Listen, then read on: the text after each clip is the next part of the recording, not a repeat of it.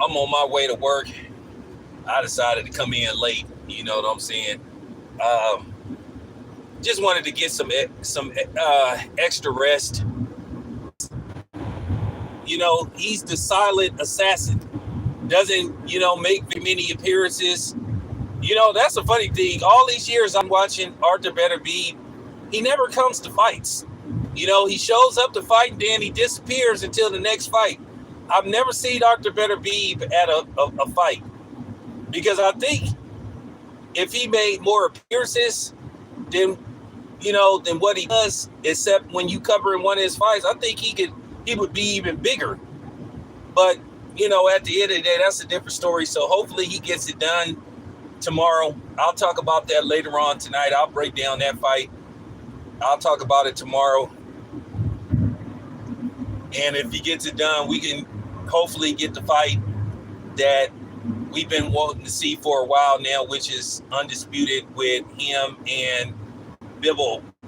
Now, according to reports that Bivol has already signed his portion of the contract. Listen, I don't go by that contract stuff saying that he signed his portion of the contract, because at the end of the day, a lot of that stuff be just getting put out there and then with no significant proof. Like, if these guys don't let us see them signing contracts, that's why we have to use the word allegedly, because allegedly, according to reports, Anthony Joshua supposedly has signed his portion of the contract to fight Deontay Wilder. And, if both Wilder and him had won their fights, unfortunately, Wilder didn't win his fight. And then at the end of the day, Anthony Joshua been ducking Wilder for years. That's fact. I've never seen Anthony Joshua flat out say, I want Wilder, come get it. I'm going to go out of my way to make the Wilder fight. You've never heard Anthony Joshua say that. He's always been tongue-in-cheek. It's always been hesitation from Anthony Joshua. And I laugh at the fact that some of his fun boy fans is trying to come on my channel when I said that basically Wilder losing helped him get out of not fighting Wilder, period. Because I just think that ship has came and went. At the end of the day, too much has went on in the 6 years trying to get this fight made. So, it is what it is. You just got to keep it a buck. But I decided to do this video because I saw a video by an individual, and he was just like me. And I met this person. I talked to him. I never had no issue with the dude to begin with. I just, I don't like some of the people that he's affiliated with, but, at the end of the day, that's another story for another day. But I'm starting to see people are starting to make videos turning on Al Haymon because the truth is out there, like the X-Files, and people are just starting to see the light in Al Haymon. Al Haymon don't care, and I've been saying this, and it's kind of funny. Shout out to my guy, Lion Killer. Me and him saw this about Al Haymon for years. Al Haymon don't give a damn about the black community. He don't give a damn about black fighters. And it's kind of funny. I had to get called out my name. I got called a Uncle Tom. I got called a sellout. I got called a coon, which I didn't understand. Anybody that knows me, I'm as black as they come. Behind the scenes, I always talk to people and try to get with people and try to figure out a way to where we can help black people better themselves. And y'all gonna have to understand something. Just because we criticize another black man doesn't mean we a sellout and we're coons. And see, y'all get that misconstrued. And I'm tired of this stuff. At the end of the day, some of our biggest downfalls in our community have been behind other black people. And we have to admit that. If we don't hold our people accountable, we gonna stay in the same position that we have been in. And we have to start telling the truth about certain things. Sometimes black businesses don't survive because of black people. And I've said this before, you can't go into a black business always thinking that you're supposed to get the hookup because you black. A lot of times black businesses don't survive because you have people that go in there and they try to shortchange a black business. You guys don't have no problem paying what these white people want y'all to pay, what these Asian people want y'all to pay, what these Hispanic people want y'all to pay. But when it comes to us, you don't want to pay what they ask you to pay. Now, I know sometimes there's politics when it comes to distributing with black businesses, but at the end of the day, we have to work with each other. I've said this before, yeah.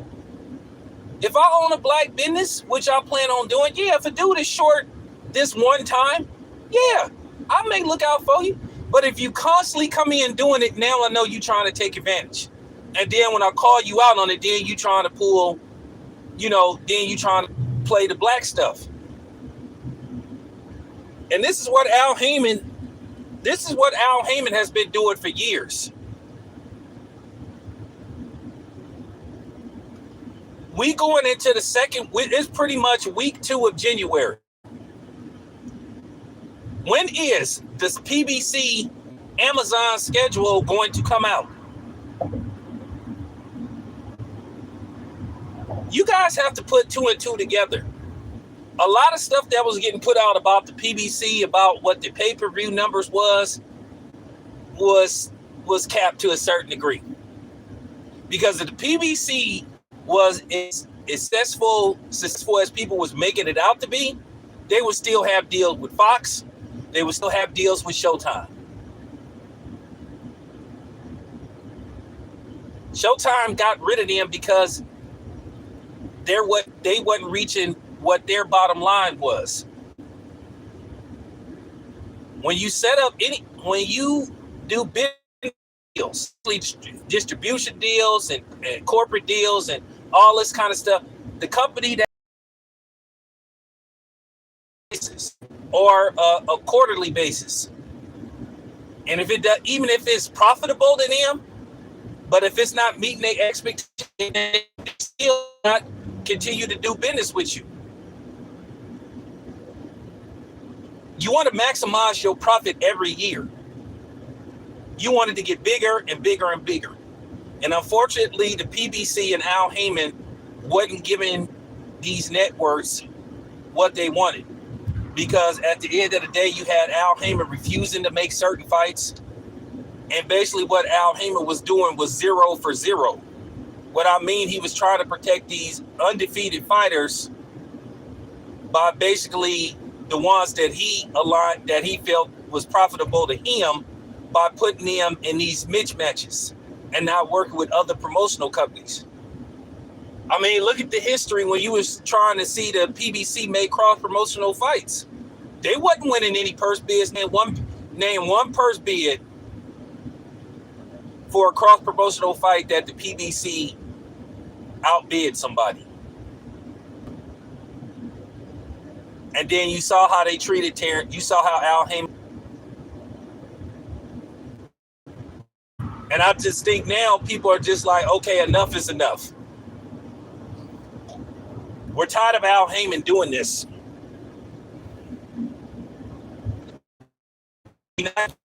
We want,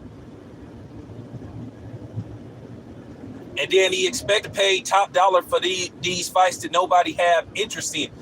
At the end of the day, you can make a cross-promotional fight, but you have to ask yourself, is pay-per-view worthy? And I heard this one individual, and he was absolutely correct. Terrence Crawford and Errol Spence should have did a minimum of 1 million pay-per-view buys. It made money, but then it didn't make the type of money that it should have made. Terrence Crawford and Errol Spence, at the very least, should have happened sometime in 2022. It could have happened in 2022. But Al Haymon was stalling. He was coming up with excuse after excuse. He was putting out stuff with his PBC cronies like Tim Smith. And then the bad part about it is he uses them to be his mouthpiece, and then he avoids making himself available to the media, which I think is cowardly. And then you have these cornballs that try to sit up here and protect the dude that don't give a damn about them. I've said this for years. Al Haymon's name was always coming out of those dudes' mouths. It's funny how Al Haymon don't have the decency, and let's just call it what it is, the decency to address the media. But then these fighters have to contractually say his name and say, thank you, Al Haymon, and then he makes them say his name and then puts in a NDA that they can't really say anything bad about him. And then if you go against his wishes, he shelves you. Once again, why haven't we seen Gary Russell Jr. in 2 years? Why was the Charlo brothers 1 and 2 years out of the ring?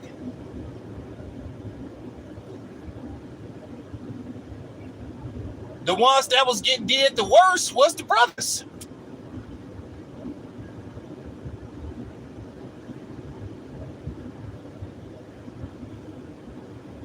Why?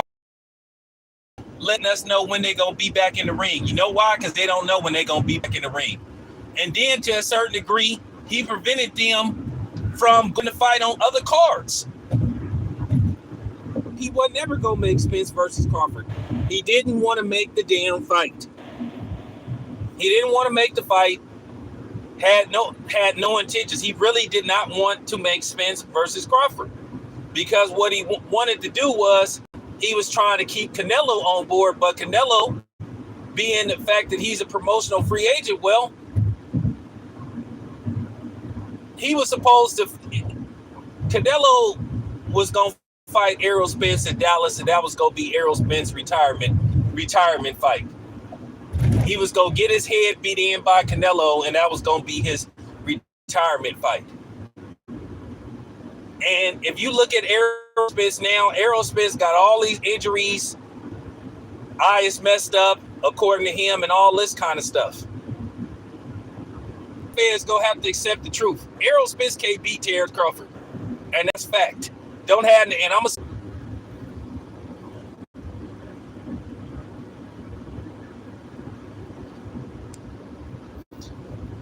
a rematch ain't gonna be no difference.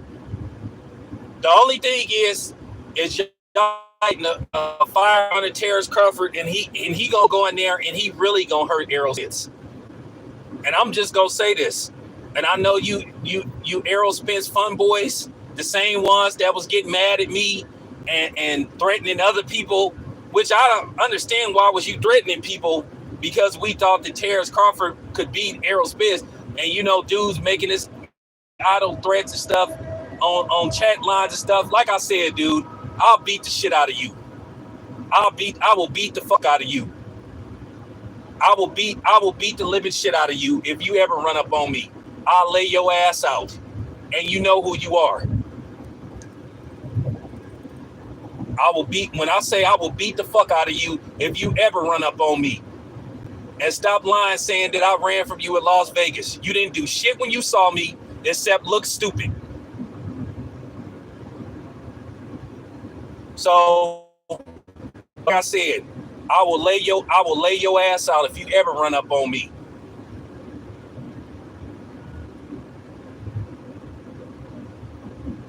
But nevertheless, that's what we had. Listen, y'all gonna just have to accept it. Errol Spence fight Terrence Crawford again. Doesn't matter what weight classes it's at, he's not gonna win. You lighting the fire under Terrence Crawford. Terrence Crawford already knows how to beat Errol Spence.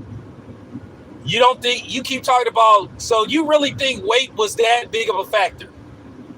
And it does. And Errol Spence can holler about rib injuries and all this kind of stuff. Doesn't matter. If they fight again, the fight is going to, I'm telling you, that's a 5-round fight, and it may end even quicker than it may end in less than 5 rounds. If they fight again, Terrence Crawford Crawford is going to stretch Errol Spence in less than 5 rounds. Book it. This time, he going to put Errol. Harvey Dock saw Errol Spence stumble. Errol Spence was finna get put to sleep in the first fight. Why you think he was staggering?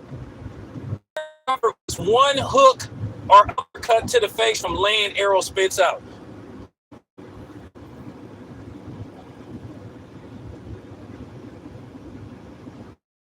You see it, and this is the. I heard this years ago about Al Haymon. I heard this from people from PBC fighters saying that Al Haymon is shelf you. And then I've said this once again, and I've seen people like trying to, I don't know if they was trying to take a little jab about the press credential thing, but you know, that's cool. I'll take it for what it's worth. If you was talking about me, that's fine. And I'm gonna say this again. If you don't want to cover fights, okay, that's fine. I cover fights. Don't we have a right to be there as black media? And that's another thing. You see these clowns getting on here talking all this black stuff, but then with peace, but they go out of their way. Media credentials, this dude is getting 4, and then a dude getting 3. Well, okay, at the moment, 2. You don't. None of you dudes ever want to talk about that. Y'all don't never want to have no real conversation. And this is what's been going on with the PBC for years. Years they've been doing this stuff. And now people are starting to see the light in Al Haymon. That he don't want certain fights to get made. Everybody was sitting up here saying, oh man, he's paying these dudes astronomical amounts of money. Well, if that's the case, then how come some of these dudes are saying, well, they don't have the money that was being projected and being put out there? Keep in mind, Adrian Broder said that Al Haymon told him that he don't got no more money. Who said they was getting paid on a monthly basis, you know, like a welfare check?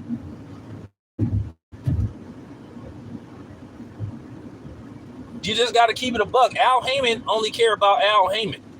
He don't care about the black community. That's a misconception. That's something that got put out there by us. And I understand. Trust me.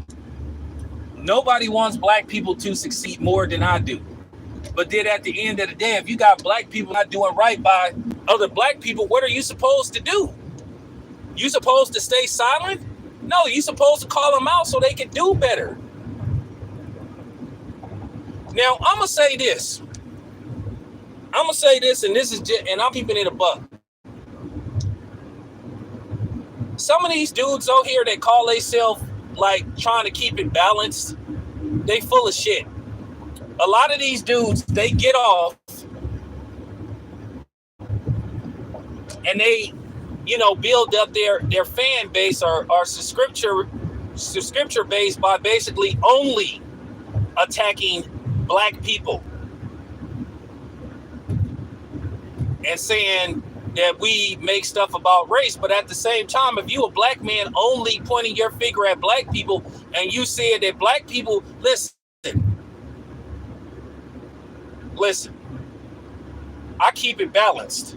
If I see black people on some bullshit, yeah, I'm gonna call them out. If I see non-black people on some bullshit, I'm gonna call them out. But when you specifically see that black people who are being mistreated by non-black people and you don't say nothing, yeah, that do make you a coon. That do make you a coon where you just specifically only attack black people. And a lot of these dudes out here do this stuff. And they get off congregating with racists and people that don't like black people. Because at the end of the day, it's proven that we've been at a disadvantage. And we got hundreds of years of falling behind. And it was systematically did to us on purpose. And at the same time, we have had obstacles thrown our way. The same way you have black people that may be in a position of power or somewhat power to put other black people in a position and balance the playing field, they won't do it. because they feel like, oh, I finally done made it. I don't want nobody else to get where I'm at. And that's the problem. But then again, you have people that are not black that don't want black people to advance. You have to understand how white supremacy and racism works, and I know how it works. Yeah, sometimes it's us, but the problem is when you have black people that can help other black people, they choose not. You have some people that don't want to advance. But me, myself, I look out for the ones that want to do better and get better. It's a generational thing. If you a black dude that don't want to get better and advance, then you got to stay where you are. And that's just real talk. So like I said before, just in the grand scheme of things, just looking at how you could have had, listen, when Don King and Bob Arum and all these Rock Newman, all the other people, the Dubas and stuff back in the day, even though for the most part, Don King, I guess you could make an argument, had the best heavyweight. Whatever the case was, for the most part, you were getting fights made. But now, you got to beg, kick and scream to get certain fights made. Because now, this is what happens with the Mayweather effect. And Al and Floyd Mayweather is in cahoots. And at the end of the day, I respect Floyd Mayweather as a fighter, but man, as a person, Floyd be on some bullshit. He talked Ryan Garcia out of that Devin Haney fight. Because the plan is, and the funny thing is, Floyd will say belts don't matter, but then he trying to help possibly Ryan Garcia get a belt, and then what's going to happen is they're going to set up a rematch with Ryan versus Tank. And the results are not, and here's the thing, and Tank is going to knock Ryan Garcia out again. I'm going to be honest with you, there's people, I didn't watch Ryan. I seen some things with Ryan Garcia that he still ain't fixed. And yeah, Ryan Garcia, he hit hard. He hit hard. No denying about that. But I see Ryan Garcia gonna get nailed again. And that's the thing. That dude that don't want other black people to advance. Floyd Mayweather don't want nobody. Floyd and dissed his own community by saying that do shit. Your biggest supporter, let's just keep it a buck, because it was supposed to be one of us was black people. We was buying your fights too, nigga. We was buying your fights too. When Floyd fought for that Saturday, for the most part, if you was a diehard boxing fan, you was ordering a Floyd Mayweather fight. You was having Floyd Mayweather parties. So to sit up there and see Floyd Mayweather sit up there and diss the black community by saying we didn't help get him where he is, nigga, it's you, nigga, if you don't stop. And like I said, you Floyd Mayweather supporters, I don't care if you send this to Floyd Mayweather. I'll say it to Floyd Mayweather's face. You was being a sellout and you a liar. And then you got these dudes like Tank sitting up there. Tank is black. Okay? And then you got these black fighters wearing Mexican apparel to the ring. That shit is insulting. And I don't care if you Mexicans get mad, that's insulting. You a damn lie. They was buying your fight.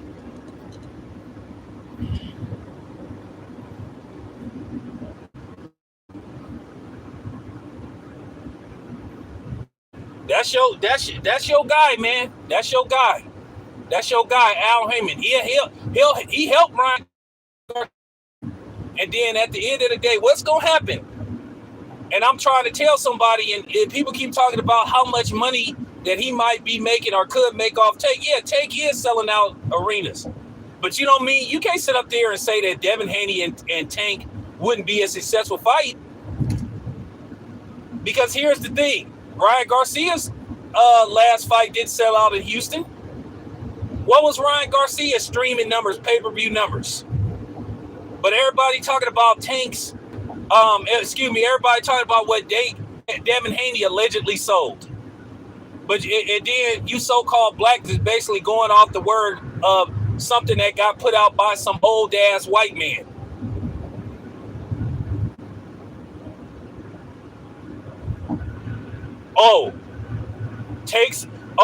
Devin Haney only sold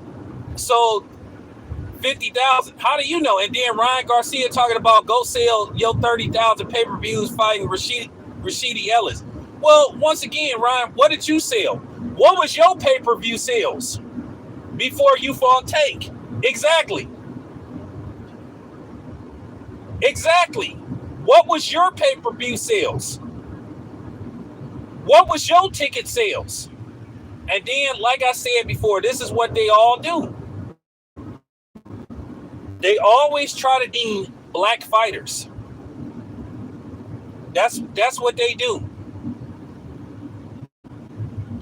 Ryan Garcia ain't no pay-per-view star, because if Ryan Garcia was a pay-per-view star, his last fight would have been on pay-per-view.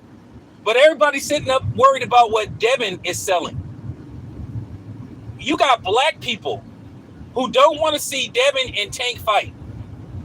I thought we supposed to be in all one unison. We want to see the brothers get paid. But y'all sit up, Devin is only selling feet. How do you know? So you can't, like, for real, you guys think ass backwards.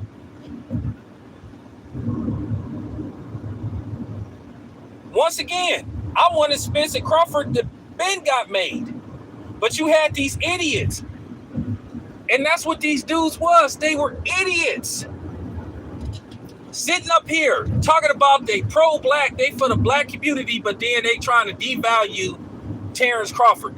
They were trying to devalue Terrence Crawford, and now you doing it with Devin Haney. But you so-called pro-black niggas supposed to be for black fighters getting paid, but you don't want Devin Haney to make max amount of money. But you want a Mexican to make max amount of money fighting Tank.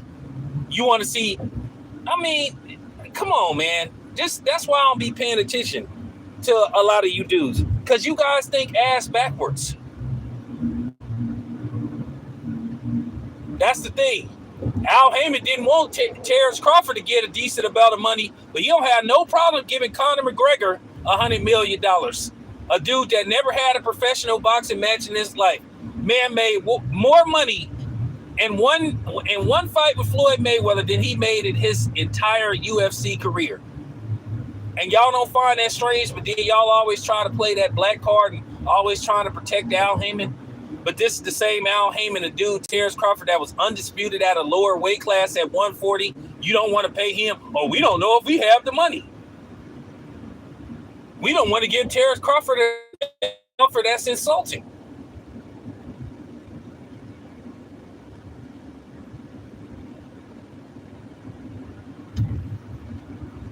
But that's y'all guy. That's y'all guy that y'all be protecting. And I'm glad people came out and started in Al Haymon. The dude that made people praise his name and make him seem like he the most high. But then this is the same dude that don't even have the decency or the decency to even address the media. And he send these other dudes to speak on his behalf. And it's all it come down to. And then I'm just gonna keep it a buck, and I'm gonna keep it a buck. The PBC is his thing. See, I'm really finna give y'all some game. At the end of the day, Al Haymon, for the most part, he a promoter. But what he do is he use other promotional companies. It's just like, I'll give you an example. It's just like that movie Casino, where Sam Rothstein, or whatever his name was, the character Robert De Niro played, who ran that casino, but he really didn't have a license. He was the boss. But what he would do is, like dude say, he say, just change your title. Say you this, you that, And that's how you keep them people off of you. He say it'll take you with Al Haymon. He call himself basically a manager or advisor. But then he's a matchmaker. So if you a manager, advisor, and a matchmaker, wouldn't that make you in violation of the Muhammad Ali Act? And see, that's how he get away with not being accused of the Muhammad Ali Act, where basically you the promoter, you the manager, you the advisor, you the matchmaker. See, I just gave y'all some game. That's how Al Haymon get away with not being accused of violating the Muhammad Ali Act. That's all he do.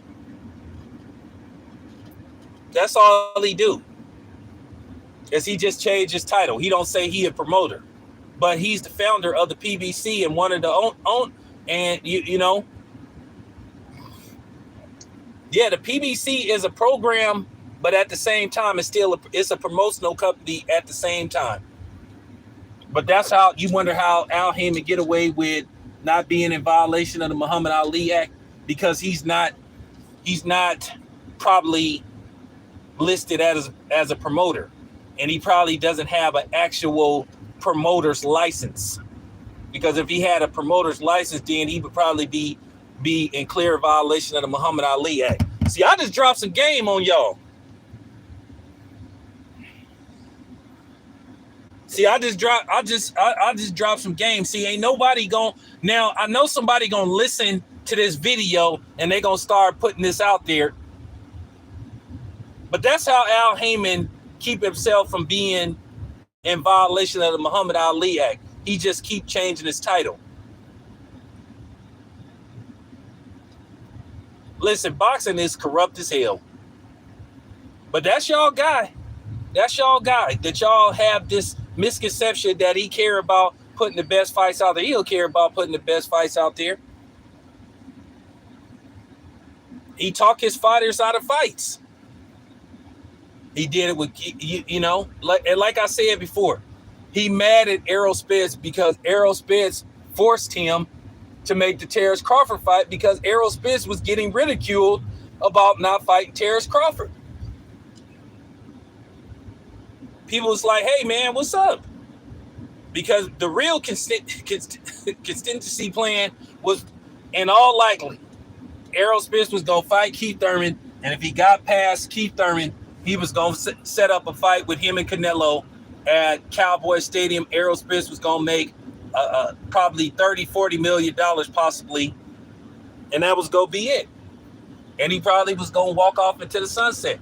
Now, he said that Errol is saying that he's not going to retire. Okay, well, here's the thing.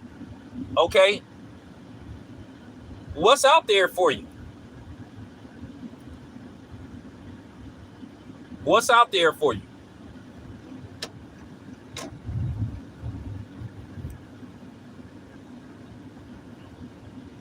One thing about the PBC, I just noticed they keen on running this defeated for a reason to a certain degree, because you're not putting his zero at real risk.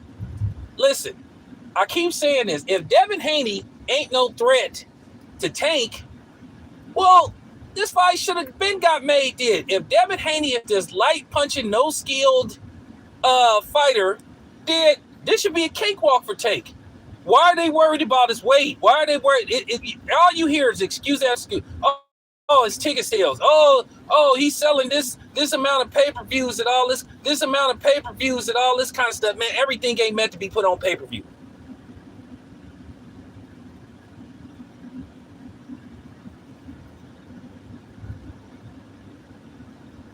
Now, I'm going to say this again. Errol Spence, you're not going to see, even if Errol Spence does come back,